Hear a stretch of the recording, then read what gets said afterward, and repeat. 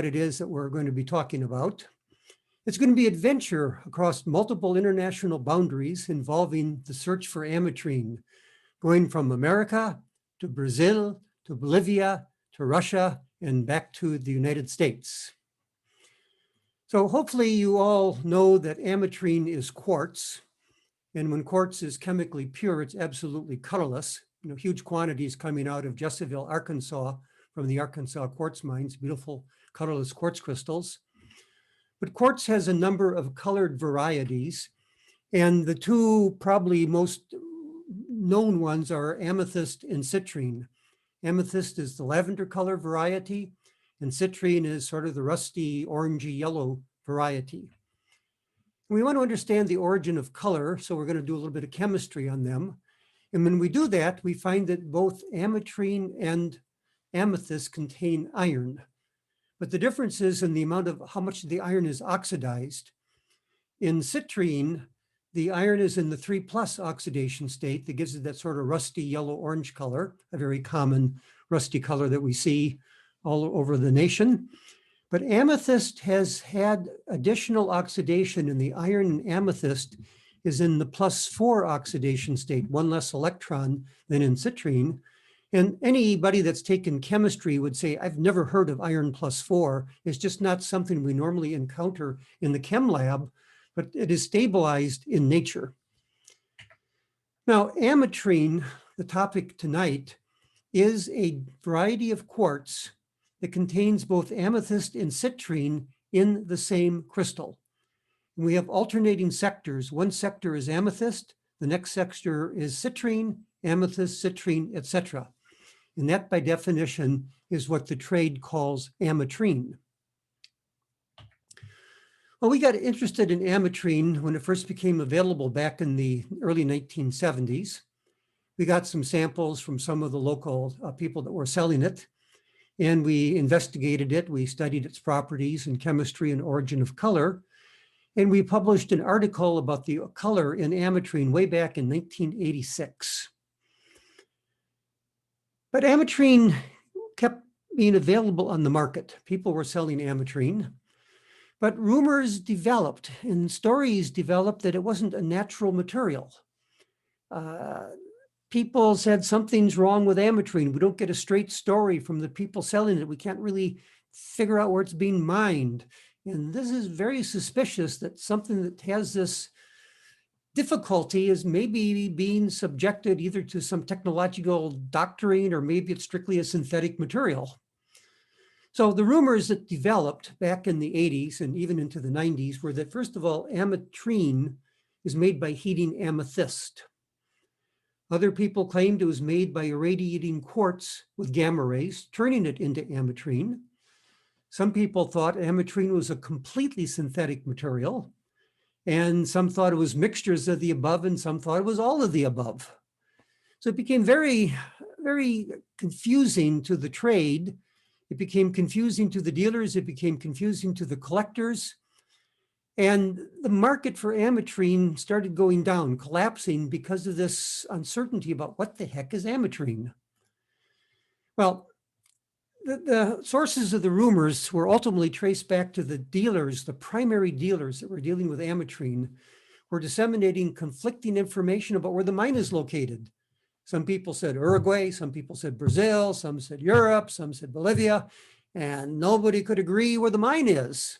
And there were no pictures of the mine, there were no reports of the mine, there were no stories about going to the mine, and that's, you kind of get worried when that happens. You think something is being doctored here. And then what really put the nail in the coffin of ametrine was an article that Kurt NASA at Bell Labs published showing it was possible to make bicolored quartz artificially by carefully heating amethyst to a controlled temperature and then irradiating it. And my gosh, he made something that sort of looked like ametrine. It wasn't really very pretty, but that was the icing on the cake that really put the nail in the coffin of the ametrine market. So I guess with all that going on, somebody has to find out what's going on. Somebody has to set the record straight. Somebody has to investigate the mine in ametrine. And I got to do that. It was kind of interesting how that happened. I got a telephone call from a researcher at Berkeley, a Brazilian national, who I just barely knew. I met the guy for maybe an hour at most, but he called me up and said, "Hey, George, fly down to Rio de Janeiro and I'll meet you at the airport and I'll take you to the Ametrine mine." I barely knew the guy. Am I going to fly down to Rio? You bet I did. I flew down to Rio and I met Paulo Vasconcelos. There are a lot of people in the gem world known as Vasconcelos. And Paulo was one of the people. He's a Ph.D. geology student, very much ingrained in the gemstones. And it turned out he worked as a travel guide in Brazil, working his way through college. And he also was a consultant to some of the mining companies. So he knew a lot about the geology, about the travel arrangements, and about the gem mines.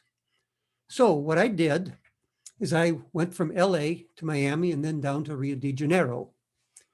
Well, if you're going to go to Brazil, you're not going to go just to one mine. You want to kind of tour the country because there's a lot of really neat stuff in Brazil. So the first thing we did is we trotted up to Ouro Preto. And Ouro Preto was one of the very first cities in the Western Hemisphere, dating back to the 17th century, where it was a gold mining locality and where the Portuguese were mining large quantities of gold in the local area. Ouro Preto means black gold. And we stayed very near the central market. And when we got there, there happened to be an international music contest going on that was kind of neat for entertainment. But all the stores, almost all the stores lining the sides of this little plaza in the center of the town sell gemstones or gem material or crystal materials.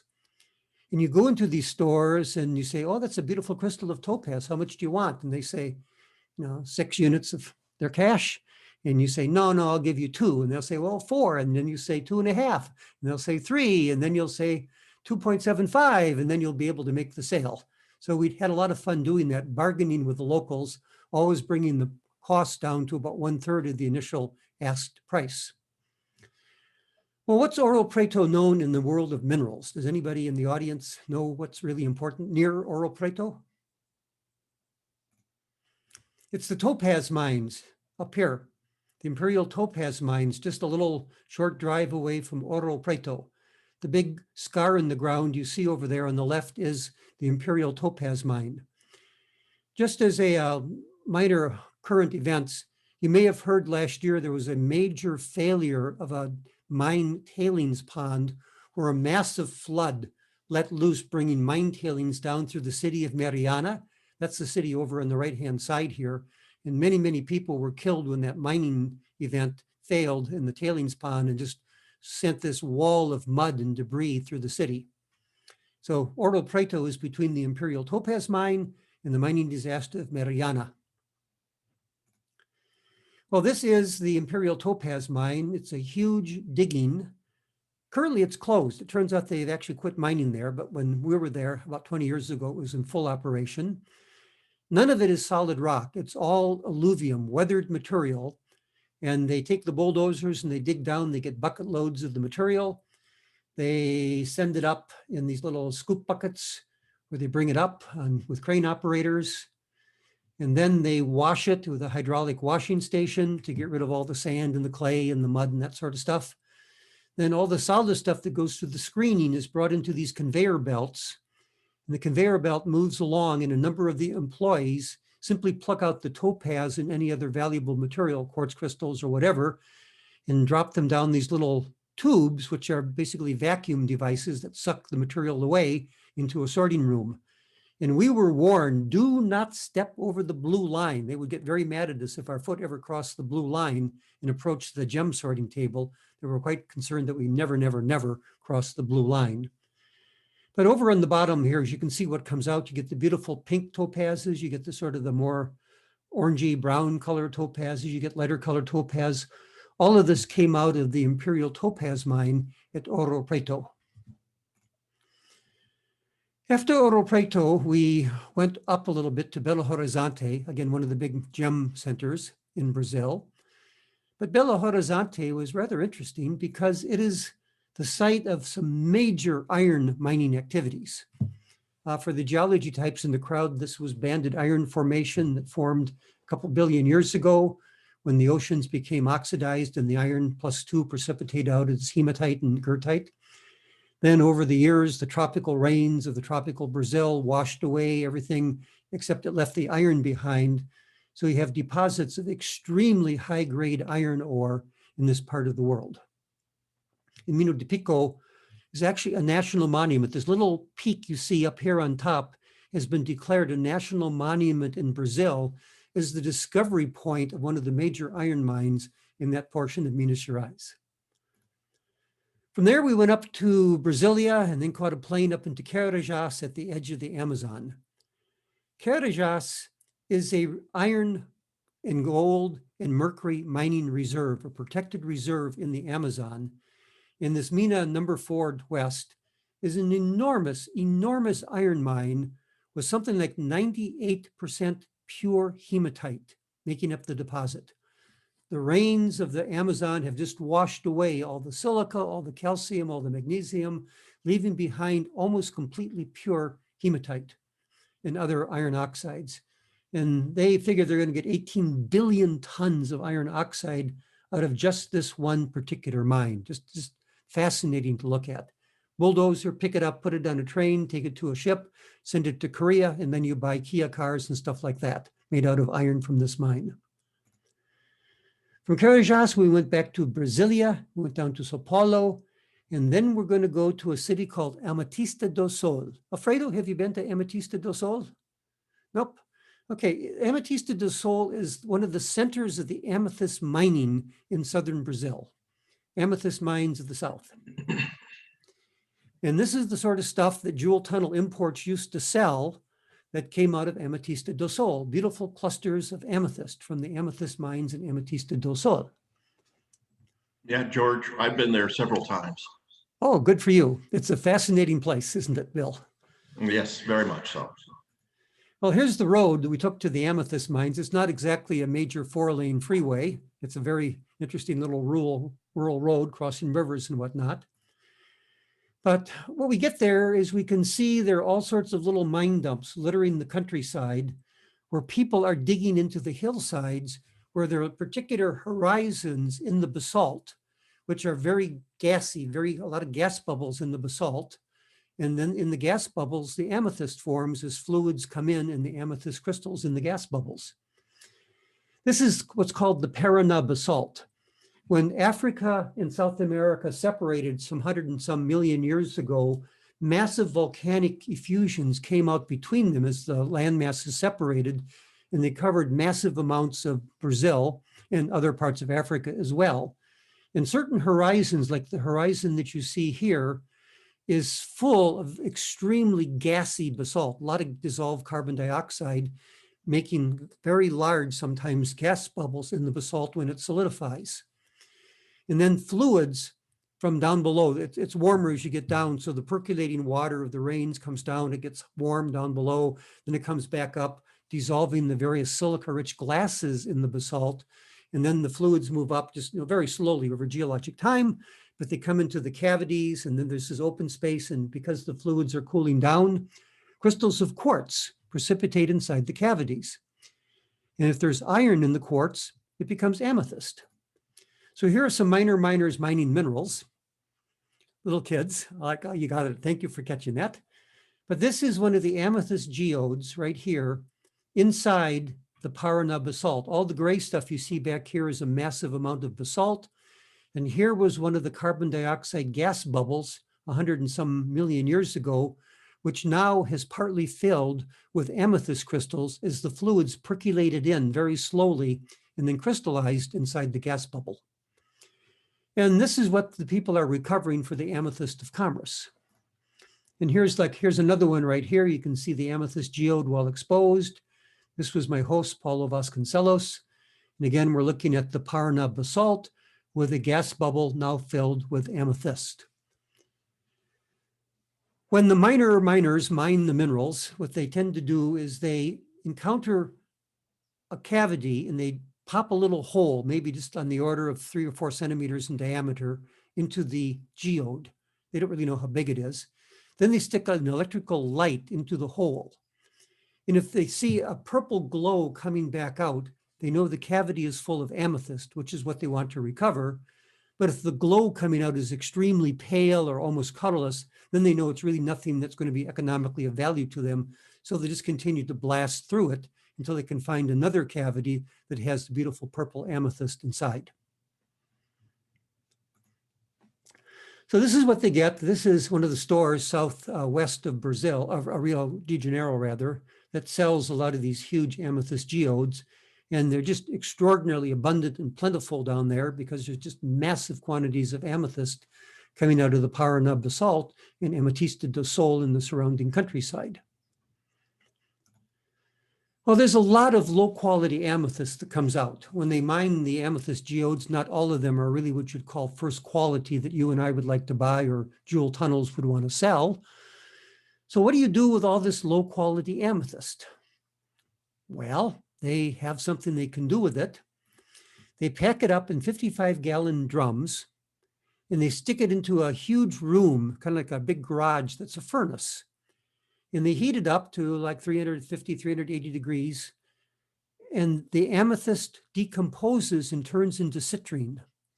So most of the citrine on the market that Jewel Tunnel has sold is made by heating lower quality amethyst. And the amazing thing is, at least what the people there told me, is that the lower quality amethyst makes the better quality citrine. The high quality amethyst does not make good quality citrine, so they say. So they kind of have the best of both worlds. Good quality amethyst, you sell as amethyst. Low quality amethyst, heat it up, turn it into citrine and put pewter crystals or pewter critters on crystals, on citrine and stuff like that for sale. And here's what it looks like before and after. This is one of the crystals we heated. And as you can see, if you heat the amethyst, it can turn into citrine like you see here. And that is the process where most of the citrine in the world is made by heat treating amethyst. Not all of it, as we will see. Well, now it's time to think about ametrine. And that is the mineral that contains both amethyst and citrine in the same crystals, again, in alternating sectors. It's mined for crystals, sort of the crystals that I was holding in my hand earlier for specimens. And it's in large part mined for the gemstone industry, making the bicolor amethyst citrine gemstones, or making just simply citrine gemstones, or just purely amethyst gemstones. Major amount of their production goes into this particular process. And where we go is we go from Rio de Janeiro up to the city of Corumbá in Brazil, and then cross the border into Bolivia to the city of Porto Suarez. And here we are looking at the border crossing, going from Brazil into Bolivia. And once we get into Porto Suarez, which is next to the Brazilian city of Corumbá, we're going to have to take a ride up the Paraguay River, because the Ametrine mine is located way up north, and the access to it is in part a boat trip up the Paraguay River. The owners of the Ametrine mine were very interested in getting three of us there, three scientists, my host, Paulo Vasconcelos, the Brazilian mineralogist, a researcher from Berkeley that was his postdoc advisor, and myself, a scientist dealing with color and minerals. They wanted us to go to the mine, to study the mine, collect any materials we want, study the materials in the lab, and hopefully write an article telling the world this is legitimate stuff. It's real, it comes out of the ground, and forget all the rumors, it's a real beautiful, interesting, valuable mineral.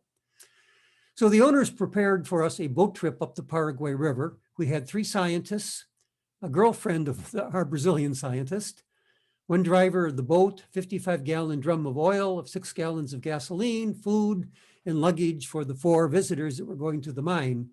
And we had to put all the stuff inside the boat before we took our trip. So here we are loading our supplies in our boat. No, it wasn't the big boat. It's the little teeny boat you see here. So all of us jumped in the boat along with the gasoline, the drums, the food, and all the luggage and stuff like that. And we're going to head up the Paraguay River. We're going to take a 222-kilometer trip up the Paraguay River to get to Lake Mandore, where then we're going to take a jungle ride to get to the Ametrine mine located up in this area here. So we're going to cross from Bolivia, from Porto Suarez, back into Brazil, go up the Paraguay River on a long, long, long trip, 7 hours, getting finally again crossing right about here into Bolivia, and then going up to a landfall where we're going to be met by automotive four-wheel drive vehicles to take us to the mine.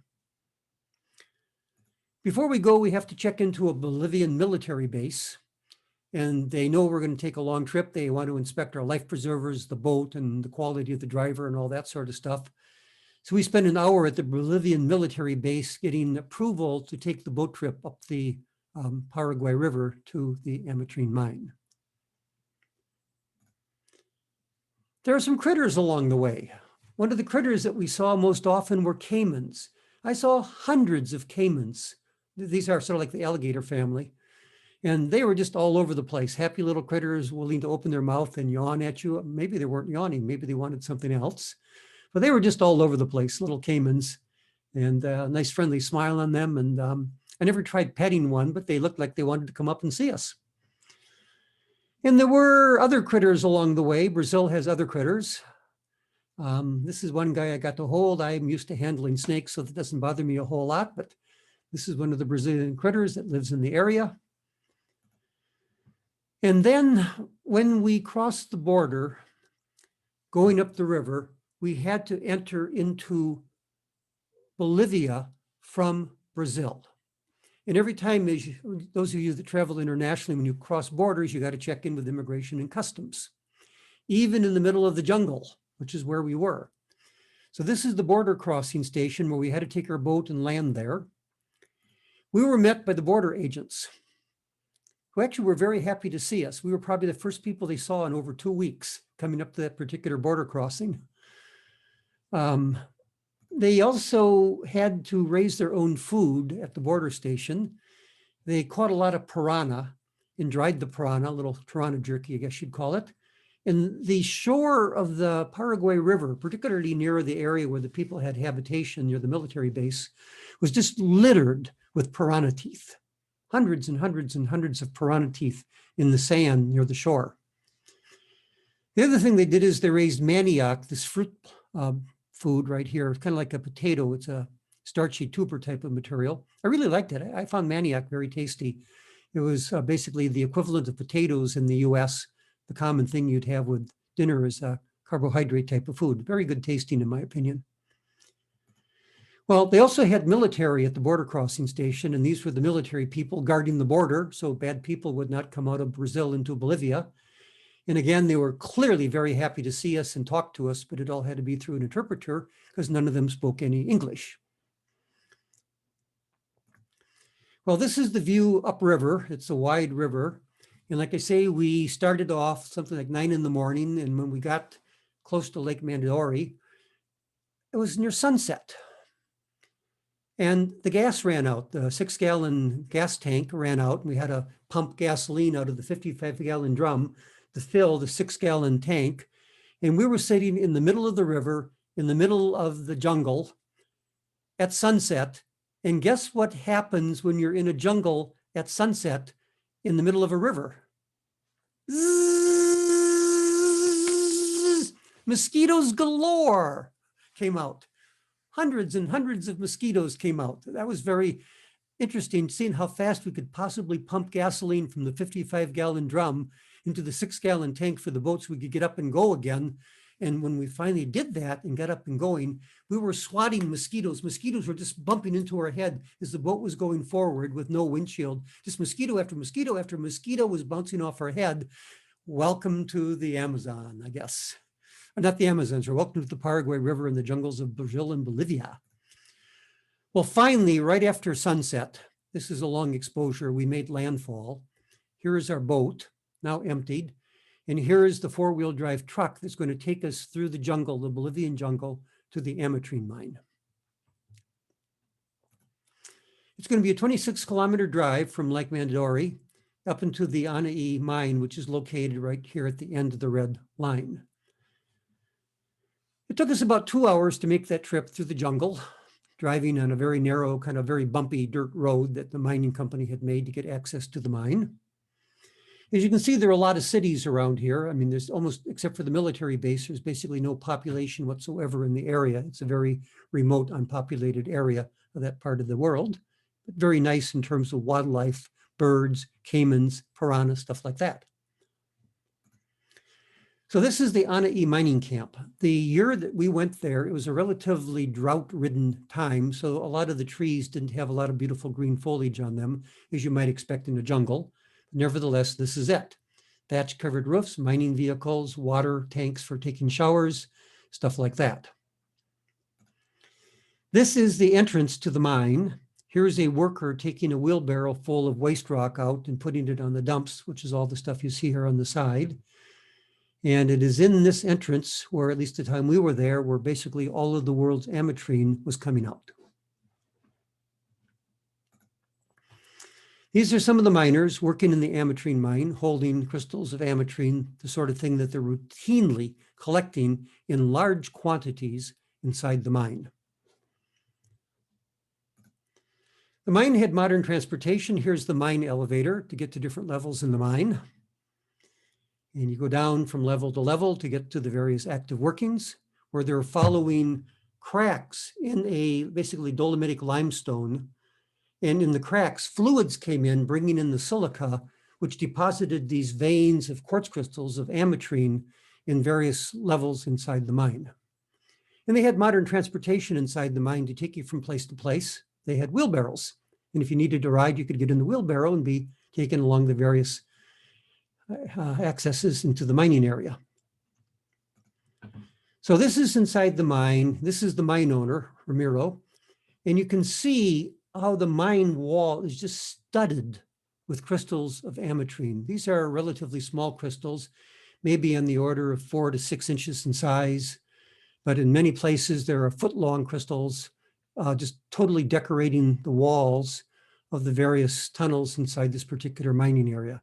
We found enormous quantities of ametrine when we visited the mine, and they gave us permission to collect anything we wanted, take anything we wanted back home, study it in any way that we wanted. We had complete and full, untethered access to anything at all inside the mine.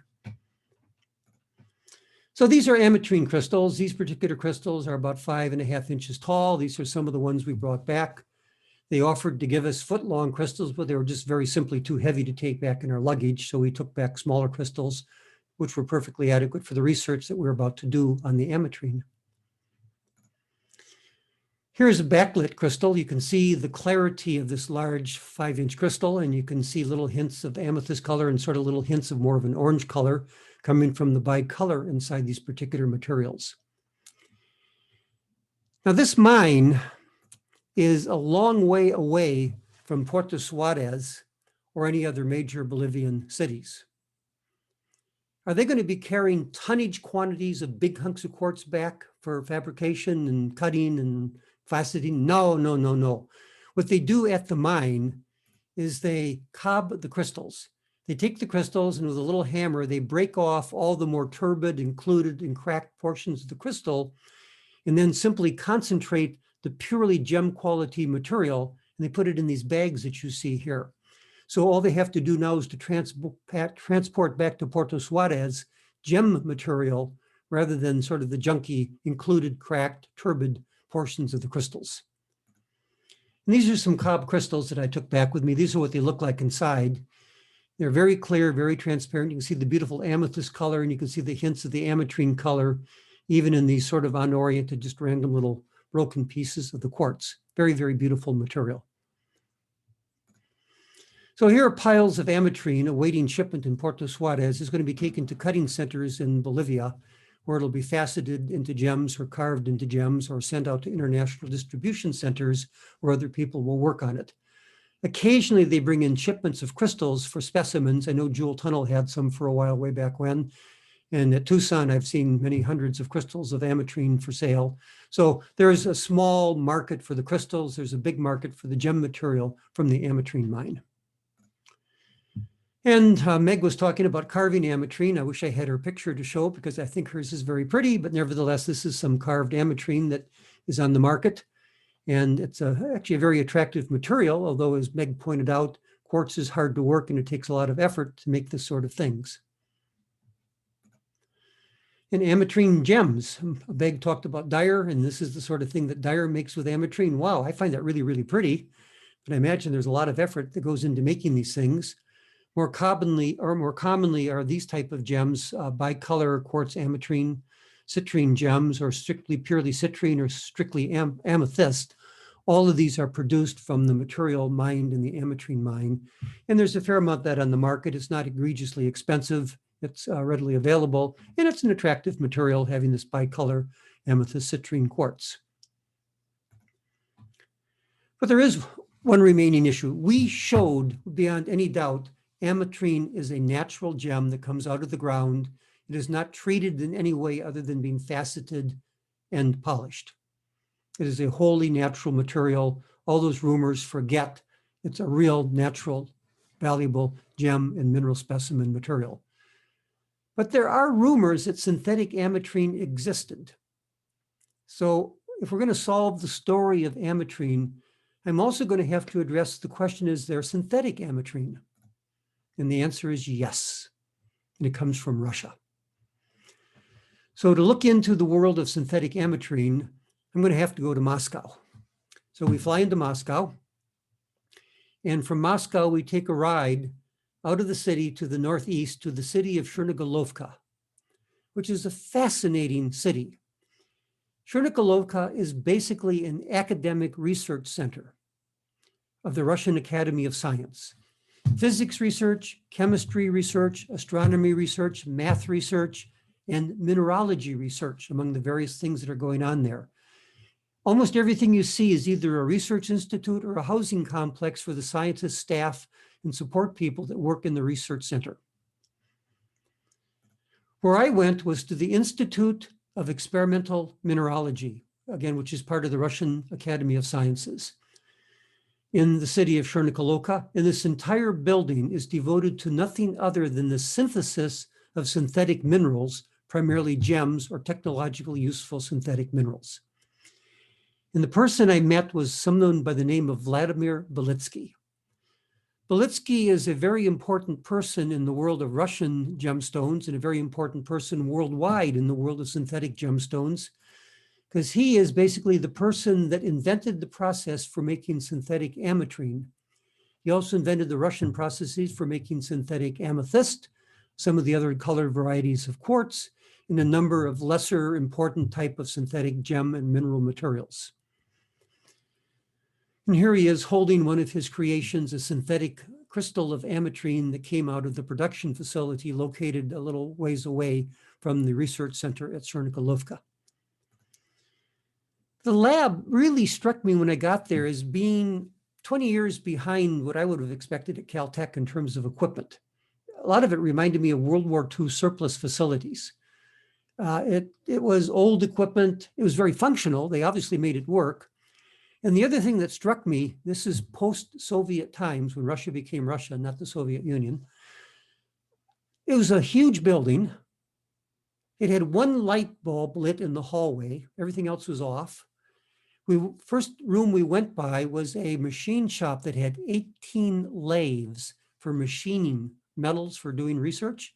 And there was only one person in the entire machine shop, an 80-year-old man, who we were told later, rather than just quitting like everybody else did because they could not pay the salaries, just to keep himself occupied, he wanted to stay there and work in the lab.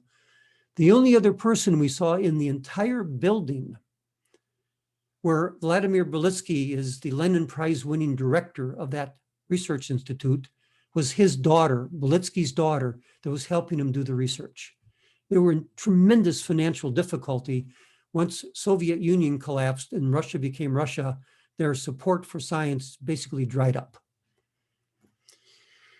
This is the Quartz Factory where the processes invented in Chernigolovka are turned into commercial entities. This is a hydrothermal bomb. It's a high pressure vessel, 360 degrees Celsius, 1,500 atmospheres of pressure inside, where they're put vertically into the floor of this building. You can see the facilities here at the end. Now it's vertical. At the bottom, you put crushed and ground up bulk quartz. The bottom is a little bit hotter than the top. There's a thermal gradient. You put in sodium hydroxide or lithium hydroxide to help dissolve the quartz. The quartz dissolves in the hotter bottom. It works its way up to the top where there are seed crystals, little millimeter thick seed crystals, where the quartz will now grow on the seeds.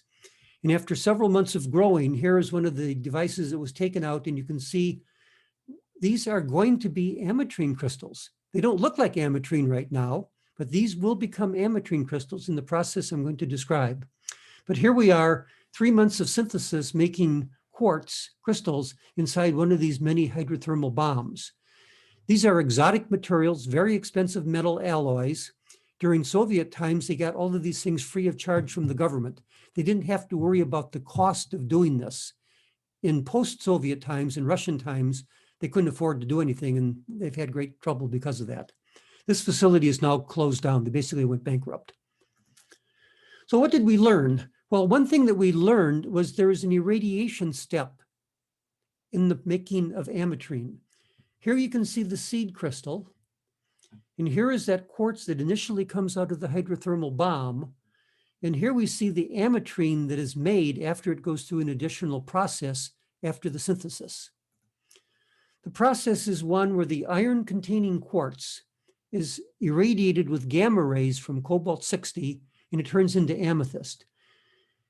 In a very small temperature regime of just 2 degrees Celsius, anything above that temperature and below that temperature, ametrine is not going to form.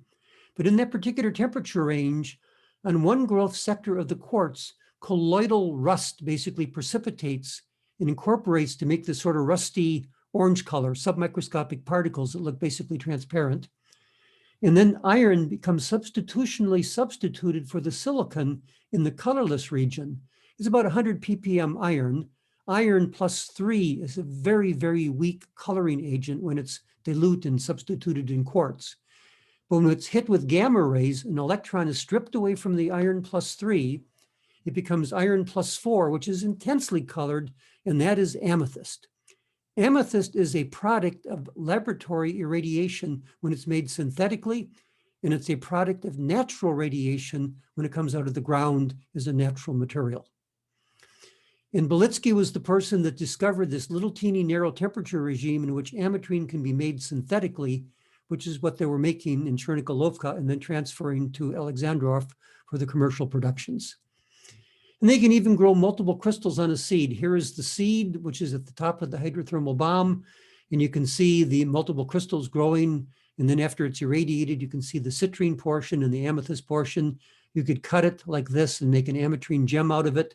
Yes, there's synthetic ametrine in the gem market, or at least there was to a small extent, from these synthetic materials coming out of Russia. So why were there all these rumors about ametrine being a fakeroo, about being treated, about being artificial, whatever?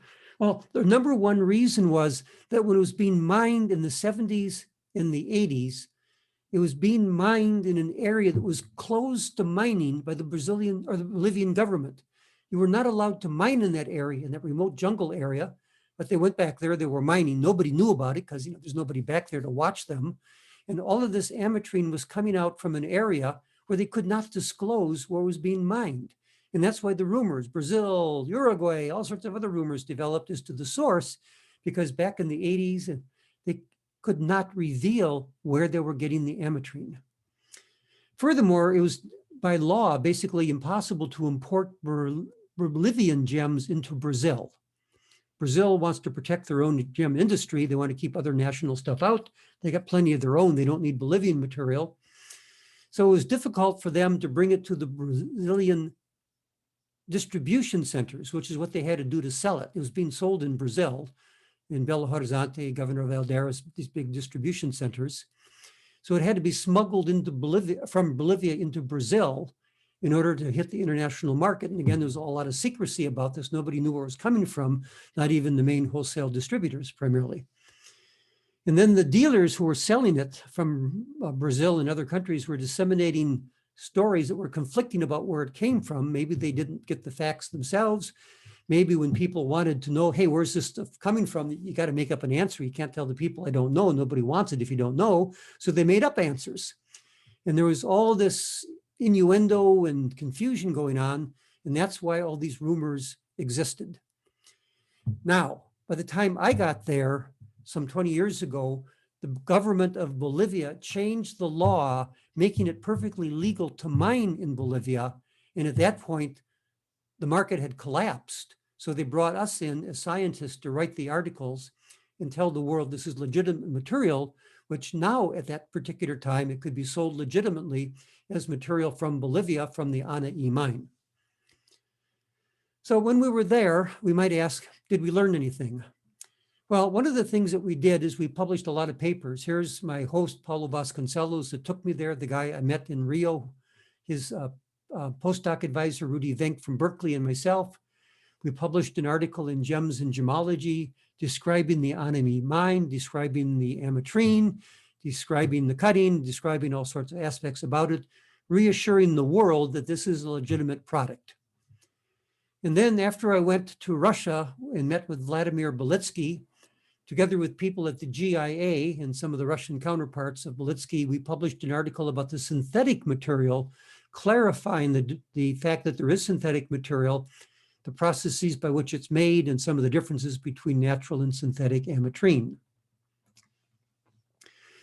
We published an article together with the GIA people and Balisky in Russia and his colleagues about how it was grown. This is describing the process about making bicolored amethyst citrine, better known as ametrine, in the Journal of Crystal Growth. So there's complete documentation now about this. There's nothing secretive. It's all out in the open.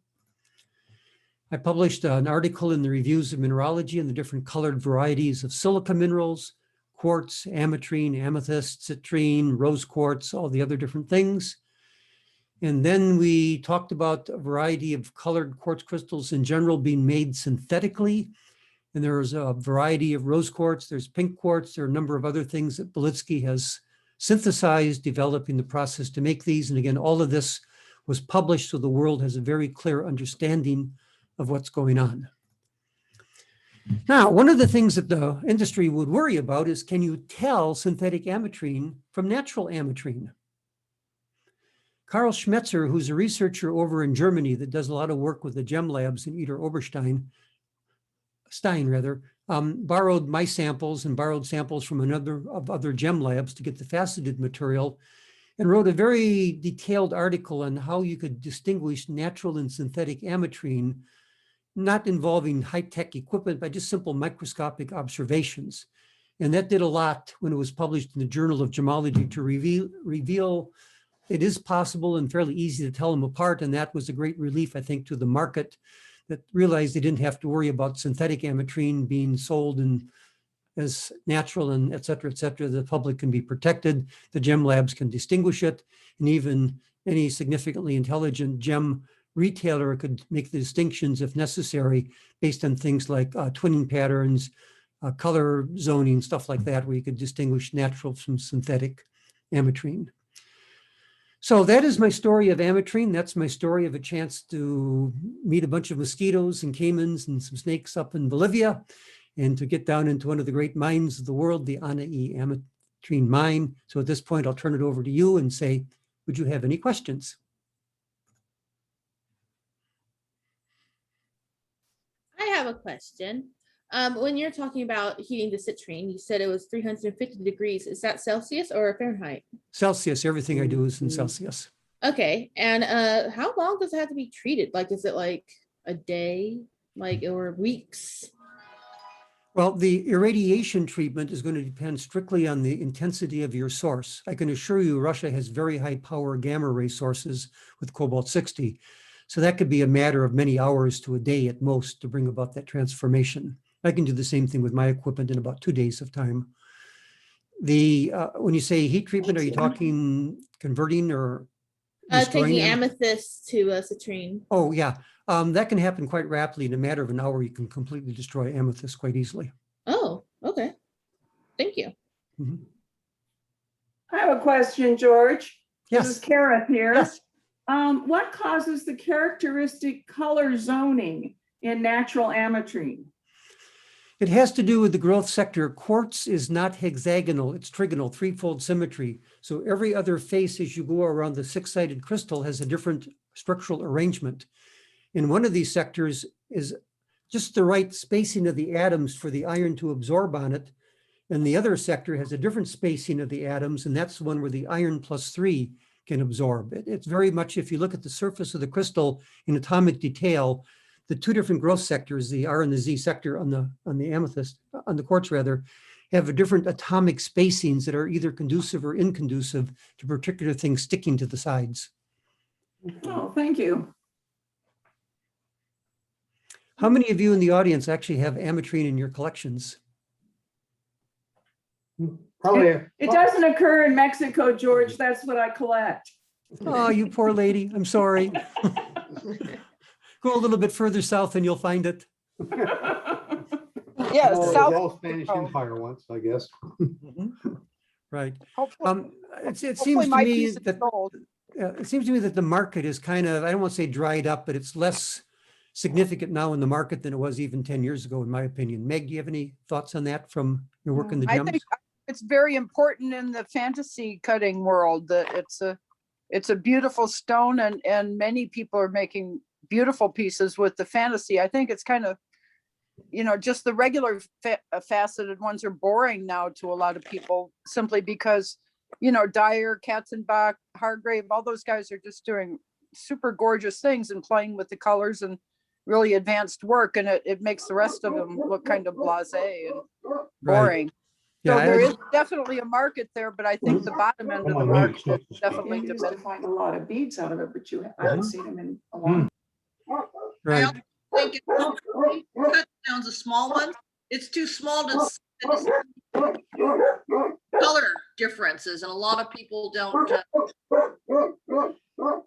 don't see it as ametrine. They either see it more as a citrine or amethyst if it's not cut right. With the beads. Yeah, the beads and even small gemstones. Yeah, well, we're too old to even think about small gemstones. You need big ones at our age so you can see them, right? Yeah. The thing that really impressed me at the mine was how many really large crystals of ametrine there were, which means you could get very large gems made out of them. There were thousands and thousands and thousands of little things like the ones I'm holding in my hand. We could just take backpacks full of them. Oh, by the way, when we were collecting the small ones for research, we put the better quality ones in one backpack and the lower quality ones in a different backpack. Guess which backpack Varig Airlines lost? Oh, no. They got some very Oh. skilled baggage handlers there. Yeah, unfortunately, we lost the good backpack with the best ametrine. Yeah, that stuff was in Tucson the very next February Mhm. on the street ring for sold. Yeah, another story I can say is Ramiro Rivera, the owner of the Ametrine mine, has been providing us in the past with material for research and also material from the new, they've extended the mine. They have new areas sort of in the local area, not just that one entrance, but they now have multiple entrances. And he was bringing me samples from the newer discoveries in that local area for research. So he flew into LA. He went to one of the, I think it was the Biltmore, downtown LA, stayed overnight there, was going to come and see me the next morning in Pasadena. And he had a trunk full of gemstones and a trunk full of ametrine specimens from my research. That night, somebody pry barred open the trunk of his car and stole everything he had in the trunk, No. Wow. including my research samples. That's awesome. George, are there any other localities where this is seen naturally? I mean, we all know that one, but have there been evidence of any others? No, there is a locality in India where if you want to look at a millimeter scale, you can find little teeny millimeter zones of a kind of a citrine color material in an extremely turbid and cracked up amethyst. But it is totally unusable for specimens, totally unusable for gems.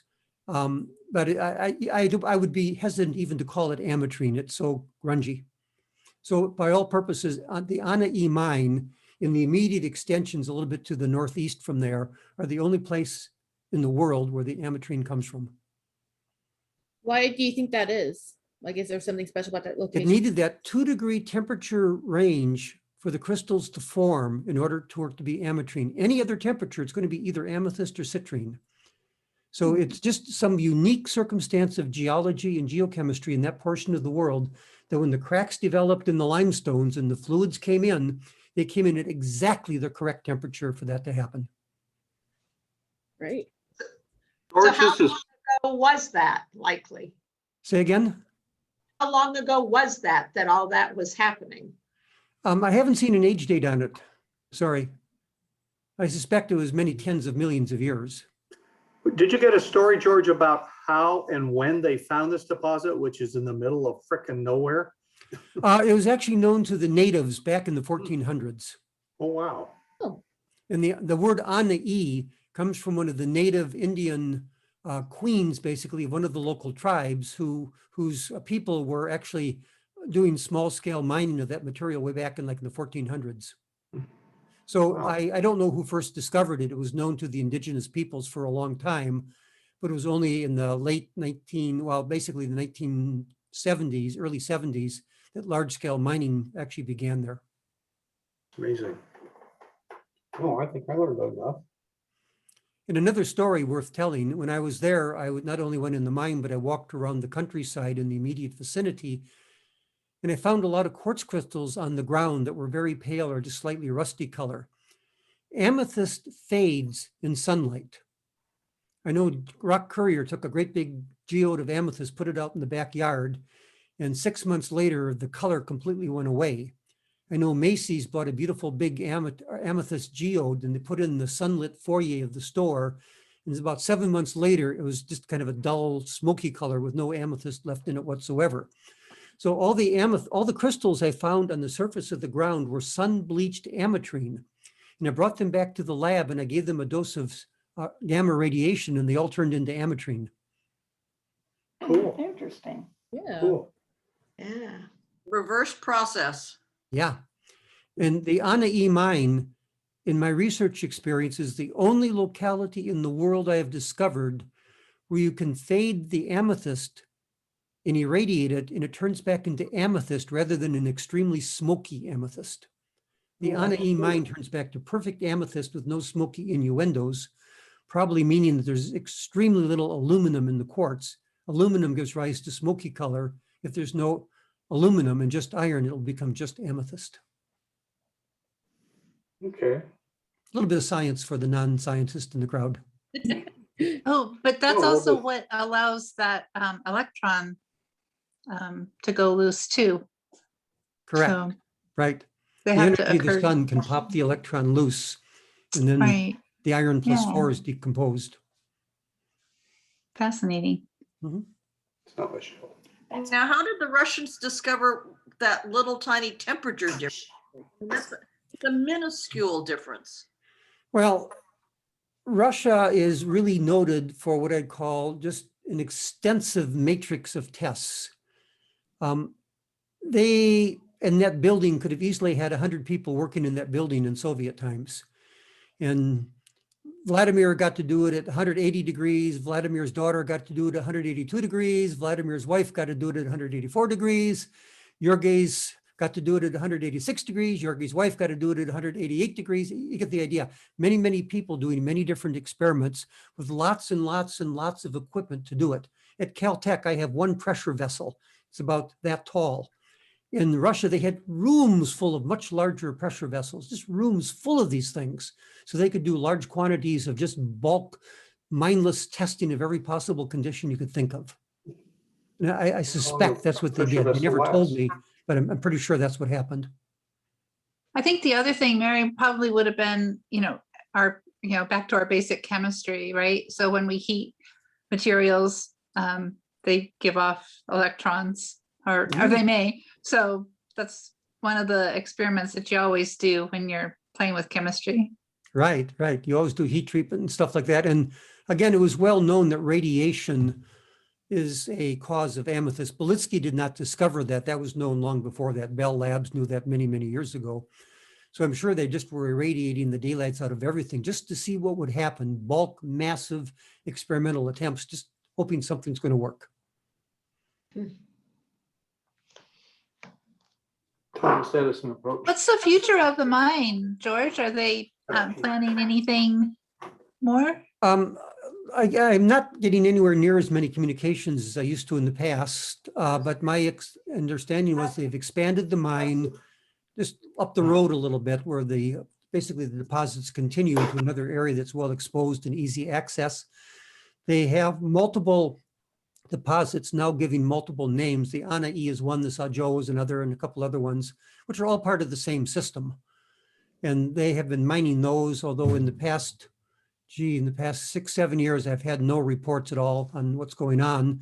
The website, Ametrine.com, is still perfectly up and going. They still sell it. You can buy it. Specimens occasionally show up in mineral shows and stuff like that. So it's clearly ongoing activity. And I suspect they've opened up a lot of new mining areas so they can keep the production going. It was a profoundly productive mine when I was there, just huge quantities of quartz crystals. What was the largest size that you saw?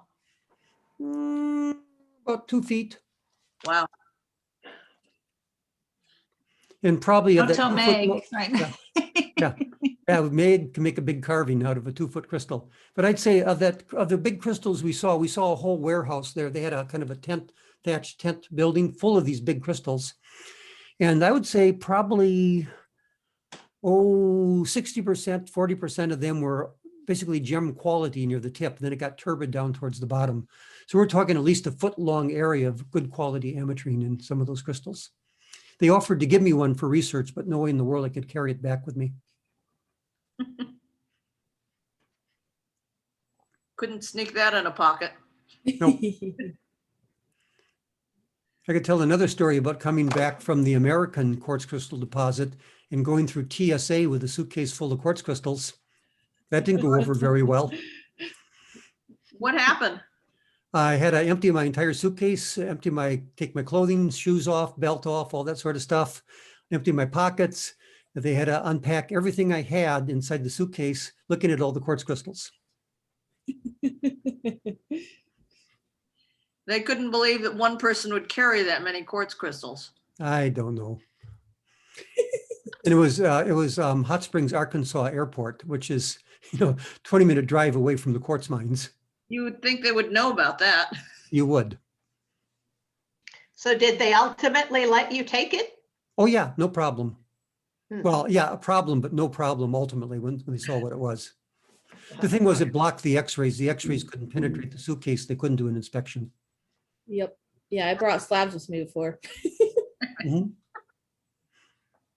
I rolled one of those big amethyst geodes through the TSA check and it was full of all my dirty laundry. And of course they opened the suitcase, popped out the geode and everything went flying. Yeah. What's that? It's a rock. All they could see was the back of it. It's a rock. Right. Tucson, what do you want? Yeah.